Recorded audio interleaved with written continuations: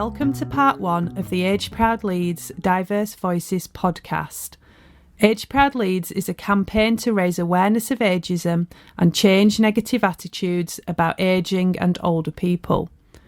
Ageism is defined as discrimination based on a person's age. It is widespread and affects people of all ages. Many of us take on negative beliefs about ageing without even realising it, and the impacts of ageism are harmful and wide-reaching. We have spoken to older people from diverse communities across Leeds to explore their views about ageism and other kinds of discrimination. They all have life experience of facing discrimination and have generously shared their thoughts with us. Part 1 of the podcast explores ageism and other types of discrimination, the assumptions people can make, and some people's experiences of hate crime. The participants also talk about discrimination in the past. Ageism to me is almost, well, as a disabled person, someone will say, they'll grab out of your wheelchair and start pushing you, that type of thing. You know, or they'll grab your arm and say, come on, Grandma, if you want help, you'll ask. There has been a great change, and it's difficult to know how much of it's ageism and how much of it's to do with disability. But I do feel as if there's been a move where I'm seen not just as a chronic patient, but as somebody who can't expect too much because I'm getting older. And I think that's about ageism and expectations. I have been looking at the possibility of undertaking further study. I was quite shocked to see that a lot of things you have to have completed by the age of 60 to be eligible for funding, etc. In terms of sort of being subject to ageism, I kind of became old and came out as trans almost at the same time. So it's very difficult to kind of separate in the way that people treat me. Having a senior moment kind of comment, that is a form of ageism. It was a throwaway comment, but it's something that does happen. It's something that does need to be addressed. It's really interesting how ageism sometimes not intentionally creeps into people's actions. Ageism is something that, for those of us who are lucky enough to live, it is the one thing that we all face. As people started to talk about ageism, it became clear that ageism is often merged together with other types of discrimination. The black community, the elderly, always have the last say in what, and have to fight harder than a white elderly person. It doesn't matter what color you are, what race you are a human being, and it should be fairness across the table for everyone. Of course, being an older anything brings its problems, and certainly being an older trans woman, being an older woman is problematic. That whole thing about being a lesbian and that being something that I am and my identity affected everything, as being working class, as being a woman, as everything else. But it does affect every bit of you. I certainly found that incredibly difficult when I was sort of newly disabled, I think. I felt there was almost a pressure on me I was beginning, it felt like it was a second life. For my family, they thought that, I might sort of come out of it heterosexual. But I hoped for that. It didn't happen. And whatever equality we are fighting for, we should fight for every equality. Because when you look at LGBT, they have got the same issue as a black person. There's so many discrimination that just need to looked at, and we just need to respect the individual for who they are. Yes, I see it's based on color, based on ethnicity, based on faith. We know that people that have a Muslim sounding name will tend not to get the interview. The inequalities are there, so it is widespread based on color, race, sex, gender, all sorts. It's more of accessing to buildings, I think. To me, that's discriminating as well. When I first went into the chair, I realised that I'm then the forgotten person. It's the person that's pushing me behind who gets to all the conversations. It's the old adage that I always use. Does he take sugar in his tea? Well, ask him and he'll tell you, you know what I mean? We asked about the assumptions that people can encounter. So this is an added issue aside along all the other issues. I mean, even naturally, when we see someone, we make presumptions about that person. We have stereotypes in our mind. It's something that we all do. If we say we don't do it, we're probably lying. We all do this based on age, based on a person's sex, based on a person's race. We have certain perceptions in our mind. Well, I think it works in two different directions. I think obviously there's this attitude, old people, they're a burden on society. They should be shoved in a care home and euthanized. Older people tend to stereotype the young. No young people today, and isn't the world falling apart? And I think both are equally dangerous. I'm active and I sort of like do my own stuff in my house and stuff. And some people would think because it's Asian and they're thinking, oh, she's painting, and you don't see women painting outside, you know what I mean? This is my home. I want to paint my wall. I'll go outside and get paint and paint my wall. In my community, maybe if they see me, they wouldn't think a woman would do that. Maybe it's always men doing that kind of job. Many people from diverse communities have faced bullying and hate crime. I've had disability discrimination on hate crime, if you want to put it that way. It's usually when I've been getting out my car, but when I'm putting the chair in the back of the car, you'll either get some awful looks. They always used to shout about what the hell you need, well, and a few other choice words. It makes it very hard. I've seen and I know people who've actually had the white cane broken on purpose. I got thrown out of the swimming baths in Ilkley because a woman said that I was frightening her children because I'd got deformities and, I was quite disfigured. And I really don't think I was frightening her child. I think her mother being scared and not knowing what was up with me was frightening for her child. But that, if she'd spoken to me, we could have had that discussion, where instead I was thrown out of the pool. I mean, yes, the staff apologised later, and in the end she was told that, I was entitled to be in the pool, etc., etc. But it was a horrible episode. What, anything that's happened to you? And just people. You can walk all the way, people get very nice to you.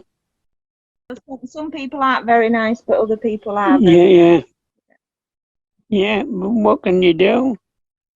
I don't like getting into an argument. No, I don't mean to think. I try to think positive. Putting disabled people wrong, yeah. It's just a word, then you can block it off, because you can say, well, obviously that's not being educated properly and people don't know you. So you can block it off. But if there's a harmfulness in a troubled way, then I think people will be hurt and people will be scared. When these different kinds of discrimination combine, it can make life very hard for some older people. The Windrush scandal is an example of ageism and racism coming together in this way. I will say a bit, but I cannot get my head around Windrush. I never understand when I used to hear the word Windrush. I never invest in it But do you know what? It is a damn disgrace. That's what I can honestly say on this webcast. It is a disgrace. Because when you look back, they was asked to come here. The Windrush generation asked to come here. And this is why I'm here. Because they took my dad away from me. Then my mom died in the time. So obviously I joined my dad. But I always said, if I invite you to my house for a cup of tea, I'm not going to give it to you on the doorstep. You're going to come inside my house. And we drink that cup of tea. So the Windrush generation came here and they worked the butts off. And you know that. They built this country.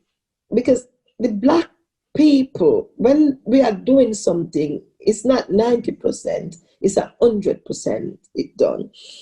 And I have to keep referring back to my dad. I'm sorry. My dad said when he came, it was just horrible because that's not what he expected. But he did what he had to do. You know, my dad had a trade from home, and he told me when he came, he could not get the trade. The job what he went for, British Rail, they gave him a proper job with his education. And then a white person came after him. And when he turned up to work Monday morning, they said, you can't have that job. You have to have a less degree job. He didn't argue. But when you look at what's going on in the Windrush, I don't know if you saw the movie, what did it call now? In Limbo. And that actually brings tears to my eyes. Because I've been here from the 70s. I didn't fully go to school. But the gentleman who started Limbo, he came here from a toddler, done his schooling, his working, and everything. He contributed to this country, everything. And they just come and tell him he's got no rights. And they didn't even call him in and explain to him what was going on. He was locked up, he was this. He is not Jamaican. Because I'm not Jamaican. I'm Jamaican. I'm not giving up my identity. But believe me, when I go to Jamaica, I am a foreigner to them. I haven't contributed nothing to Jamaica. All I contributed is in England. My taxes, my kids, and everything is here. So the Windrush generation, they came here some in the early teens, never go back to their country because they love England and they make it their home. And for the government to do what they're doing, it's just disrespectful, it's degraded, and it's just, I don't know. Even myself, who are a part of the Windrush, I've got all my papers, I've got everything. I'm the mayor of Leeds, but who knows? Maybe 5 years down the line, if it doesn't sort it out, they might come and say to me, you have to show ID. When you are a white person born here, can you show ID from then till now? And it's just disrespectful. And this is where the discrimination comes when I says not direct, indirect. That's racism. Is you've come to do what we want you to do, so off you go. And that's how it looked like. And I feel absolutely sorry for the elders. Absolutely. Around 4 weeks ago, I went to a funeral and I saw this gentleman, a black, and he was from the Windrush generation, and he was having issues because he says they want his passport, they want his school. And I was saying to him, well, you know, his school, but he says the teachers are not there anymore. It's not before where we have computers where everything's stored. It was papers. So obviously it's gone. So I don't know what they expect the Windrush generation, but I think they need to go to bed, wake up, and just accept it that these people was asked to come here. There was a guest, but they become a family now, and let us unite together.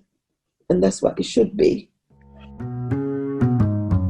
Of course, South Asian communities were also coming to Yorkshire during the time of the Windrush migration, and many of these communities also faced racism and discrimination in work and education. Older people from diverse communities have faced discrimination throughout their lives, and many shared their memories of this, but also reflected on how much things have changed. I think the problems I have now as a trans person and not in a sense so much caused by me being trans now, but because of not being able to be trans in the past, because of the attitudes in the past to trans people, and the attempt one makes to conform and be what other people expect you to be.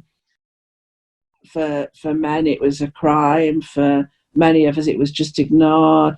That sort of real fear, along with your proudness and all those things. We've got to talk to people so they can see where that comes from.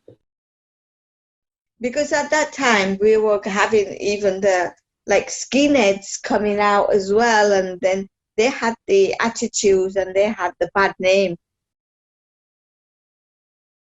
What I'm trying to say is the younger ones see what was happening then. It wasn't fair how black was treated. They have to go to the back of the queue. That's what my dad used to tell me. But now we've got this Age Act and we've got this equality. So because we've got the Age Act and the equality, the employer and the racists out there have to be very careful what they say and do. We talk about Black Lives Matter, as you know, the protests going on and everyone shouting Black Lives Matter, Black Lives Matter. But this has been going on in the far right from way back then. But when you look at it then, when it was Martin Luther King and Nelson Mandela, you used to see just black fighting for that rights, what they're entitled to. It is still happening today. But the difference is you see the mixture of people that join in for that. So the younger ones, now generation, feel that it should be fairness. So in part 1, we have heard people's stories of ageism and other types of discrimination. We have heard about how important it is to consider the past and what has gone before, as well as what is happening now. In part 2, we will hear more about the impacts of discrimination, but also about what we can do about it, how we can support older people, and the positive things about being from a diverse community. You can visit the Time to Shine website to find out more about the Age Proud Leeds campaign and the issues faced by older people from diverse communities. Thanks to everyone who has helped us with this podcast, to Naseem, Eileen, Pauline, Ruth, Phil, Nazreen, Zubair, Colin, Ernest and Anna-Marie, and many others who guide us in our work. Age Proud Leeds is led by Leeds Older People's Forum as part of the Time to Shine programme, funded by the National Lottery Community Fund. It is delivered alongside our partners within Leeds City Council, the NHS, the Centre for Ageing Better and voluntary sector organisations in Leeds.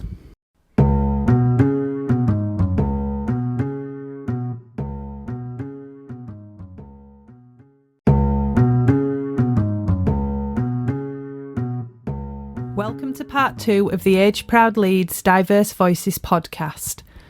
Age Proud Leeds is a campaign to raise awareness of ageism and change negative attitudes about ageing and older people.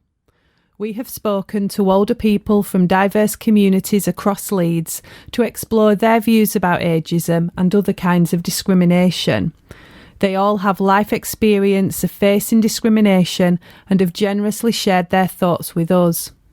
In part 2, we will hear more about how we can tackle discrimination, how we can support older people, and the positives of being from a diverse community. But first, a bit more on some of the impacts of discrimination. So, health inequalities, you tend to find that people from the Pakistani background probably have, on average, have worse health outcomes. Socioeconomically, they are disadvantaged as well. So all of these combined with ageism, where even the doctor may think, well, actually, you know what, you should expect this at this age. Maybe, actually, you know what, just kind of put up with it. Or really, is this what, I don't know, maybe what we want to be spending our money on? You know, this is where we want to put our resources.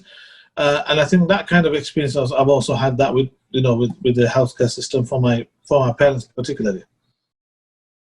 I feel as if having something affect me in the way it did, that I've spent a lot of my life recovering and rehabilitating, etc. And I don't want to be sort of written off. Even if you're in 80s, you can still have life, you're still living. And sometimes that I got that impression, and I was told that they won't do that because of the age. And I think that shouldn't happen. Because if that person needs the operation on the hip, doesn't matter what age it is, it's going to be comfortable for that person once it's done. But I think somebody said that, and that what reminds me of, because they're saying, oh, they're just not going to do it because of the age. You're not important. You're not important because you've got maybe a few years to live. There's a part of me that is becoming a little bit angry about it.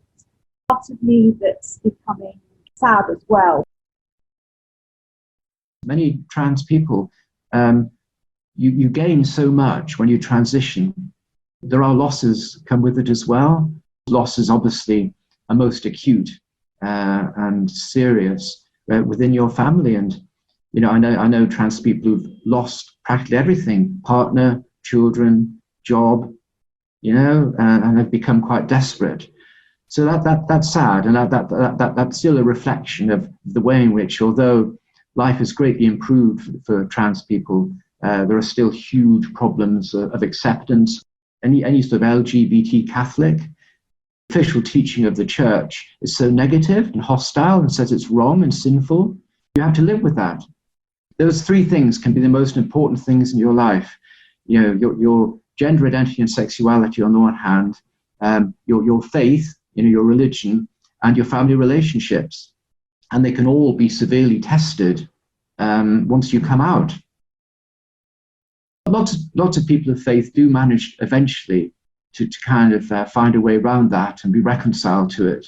And I hope I have, but it's never complete, because you're always still living with this sense of tension between who and what you are and the teaching of the church that you belong to. It's just some of the things that get said to you, sort of the number of people who felt it was right to comment on my ability in the wheelchair. And I know that they're just being friendly, but I want to say, well, you're quite good at walking. How long have you been doing that for? I don't want to talk about whether I can use my wheelchair. I'd rather have a conversation about anything else. But sometimes you are your wheelchair. Just going to end up getting pestered every 2 minutes because someone's being nice and kind and helping me, but sometimes you want to wear a badge saying, I'll ask for help if I need it, sort of thing. I think when I was young and disabled, I was certainly pitied, or people said to me, what's happened to you? And were much more interested in my story.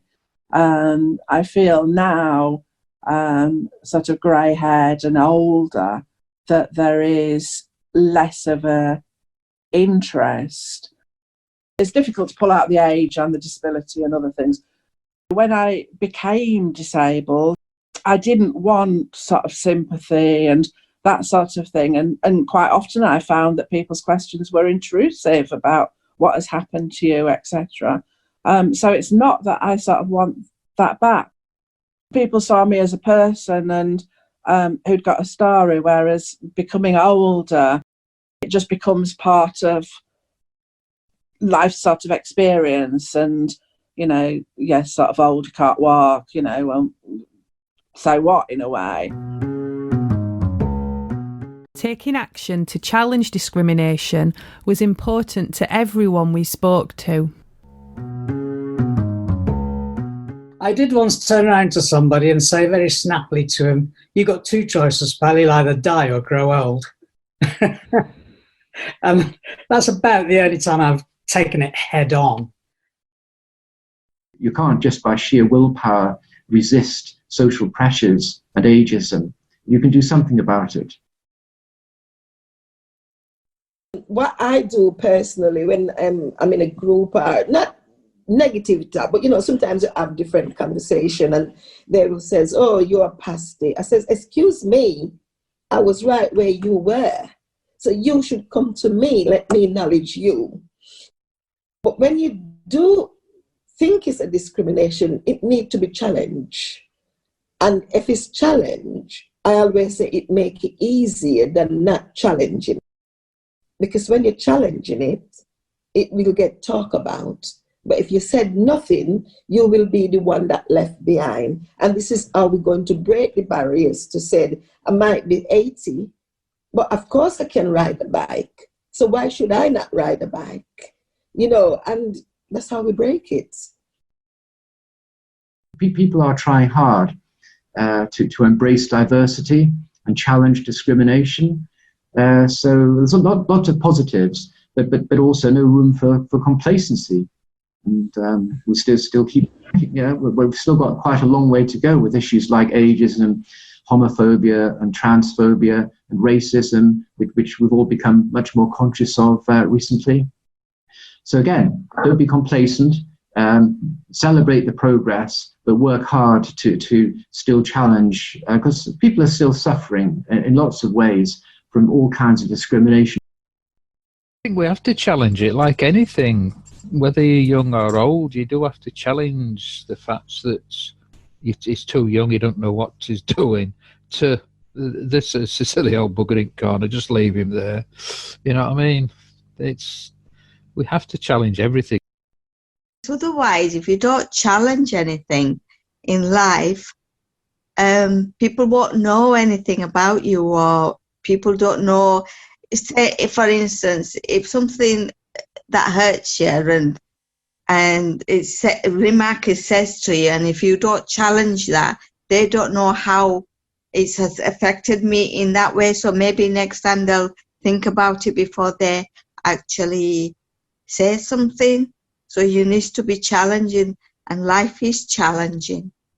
It's a discrimination that tends to be more acceptable, or not. People don't realize that this is actually a discrimination. For example, the same discrimination based on race or color we wouldn't do, but it seems fine and to be able to do on the basis of age. If people are questioned on it, they would be quite offended that actually you think I'm discriminating. And so I think it's an emerging area, and I think it is important to challenge ageism. There were lots of great ideas about how we can improve things for older people from diverse communities. Bringing people of different ages together through intergenerational activities came out strongly in people's comments, both as a recommendation and as a positive way forward. To make things better, we need to invest in older people. We need to make them be a part of society and accept them. We have to accept that they are still society. I have very little knowledge of care homes, but I would take a guess that if they take for granted that some of the residents will be from the LGBTQ community and treat them affirmatively. We hear a lot about only family members allowed to visit, and you think, well, hang on a minute. If you don't have a family, or if your family is a family of affiliation rather than a family of blood, then it should be recognised. Their right to visit should be recognised. So I would have thought that's a good start, especially with this coronavirus. It's not just the people in the homes that are just neglected, put away, out of sight and out of mind. The people who look after them, how are they valued? We know that's something that's terribly wrong in our society and needs to be put right. I mean, this government says that they're going to solve the social care crisis amongst everything else. I'm not holding my breath on that one. But every government, for decades has said, we will do something about social care, and nothing ever happens. It's a huge issue. It's becoming more and more of a personal issue for me. Because, as I say, at the moment, I can live independently. But who knows about the future, when you're on your own especially? I may need to go into social care. And what will happen then? And as we've discussed, there are particular issues anyway, if you're an LGBT person, about how the care home will cope with that. I'd like to hope that if I'm praying that I never will have to experience that, but if I do, at least I have the protection, of a gender recognition certificate now. So legally, I'd have to be treated as any other woman. I think, the women that the language is English have some leaflets in different language where they can meet people, or if they need any issues or stuff sorted out, there's some helpful numbers. Being able to access information,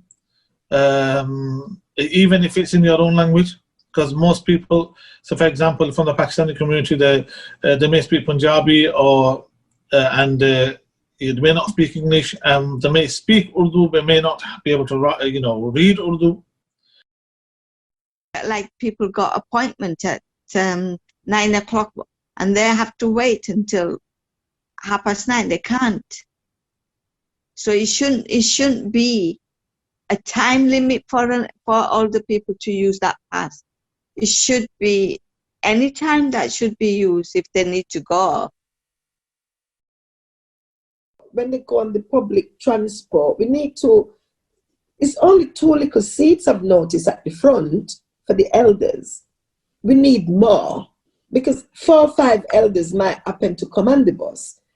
Well, you are not going to get up, because you can't get up because you are just in the same vulnerable situation.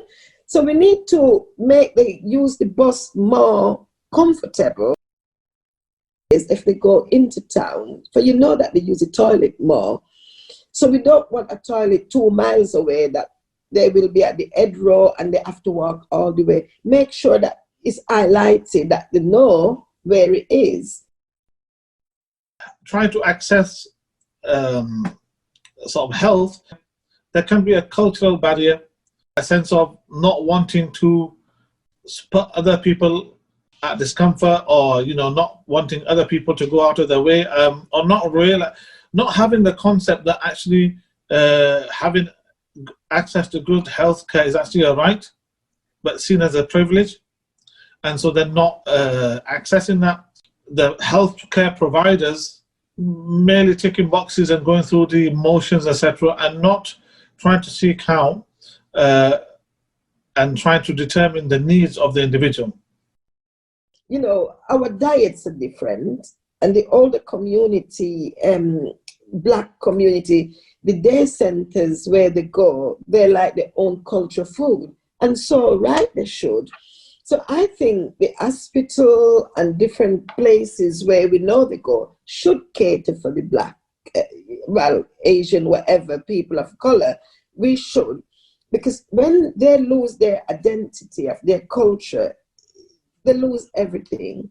So for the Black community, don't just mix with Black and a broader picture, you mix with everyone, but at the same time you want to be with your own, because like people with dementia, to bring them memories back, we only have to bring something from the past and old records or whatever. So when a Black person in the environment with another old Black person, they can talk about their culture, they can talk about things, and that will give them the lift. And this is what we like. Put some reggae music on and they'll feel at home. Roles to see and television. And if you notice these days, you see a bit more Black faces coming out, different roles coming out. Like in the soaps before, a Black person is either a crook or a murderer, and an Asian person is always a corner shop, if you notice in the time gone. But now it's more, they're having more, what would I call it now, interaction, society roles. And this is the positive bit, what's coming through now. The Black, it seems to be kind of coming in, but the ageism needs to come in, because we don't want to see all young people on the television. We want to see age. We want to see disability. We want to see Down syndrome. We want to see LGBT doing their thing. And then it can reflect the society that we live in, because this is the society and it is the way it's going, and this is how we need to reflect it. I think to get people more involved in their communities and not having them segregated into sort of learning disabled services, needs to be, I think, more integration into the standard services for older people. But that would mean more accessible information. Yeah. Be better with people to know. And it's good for lots of different people with dementia, sight loss, all that type of thing. It's not just aimed at people with learning disabilities. Booklets that have been sent out to the neighbourhood networks about how to incorporate accessible information and how to work with people with learning disabilities. That just gives really basic information, but just gives people a chance to think about people with differing needs, and maybe the learning disability community working more with other community groups to integrate both ways. But they need to be integrated with the way society is going. We need to make them feel like they are a part of it, because the elders has contributed to make us where we are today. So we cannot go forward and leave them behind. We need to take them with us. And that's how I feel that we can make it better in many ways. Although older people from diverse communities face many difficulties, it is important to recognise the contributions people have made to wider society. And in spite of discrimination, people live happy and productive lives. These final comments reveal their positive and optimistic outlooks. I would recommend multi-generational projects, anything that means that people speak to each other. I was thrilled that one of the ideas that I'd had for a talking project for younger and older members of the LGBTQ community came off a couple of years ago. We got older and younger people together, and the conversations were brilliant. Although older people from diverse communities face many difficulties, it is important to recognise the contributions people have made to wider society, and in spite of discrimination, people live happy and productive lives. These final comments reveal their positive and optimistic outlooks. I'm reasonably comfortable with the role of being the trans elder, who's able to hopefully contribute a little bit to others going on this extraordinary gender journey towards the greater acceptability of trans people, will mean that such problems won't arise in the future. You won't have people like me who had to pretend to be something else and disguise their true nature and live in a way that society expected you to, and the problems that arise from that. Hopefully that just won't happen in the future. Hopefully the future is bright for trans people. We are getting there. There's still an awfully long way to go. I hope to be around for a little while yet, but I may not quite live to see a world in which it's just perfectly okay to be trans. Because I know a few older people that are older than me, and they are so interested and what they've seen life and they've got a lot of experience. They know so much, you admire them. And in terms of being, what's positive about being me, because of everything that's happened to me, I feel as if I've developed an empathy. I want to hear other people's stories. I'm a bit bored with my own, but I want to. I hope that it's helped to make me a better listener. Yeah, I think we do. We stereotype.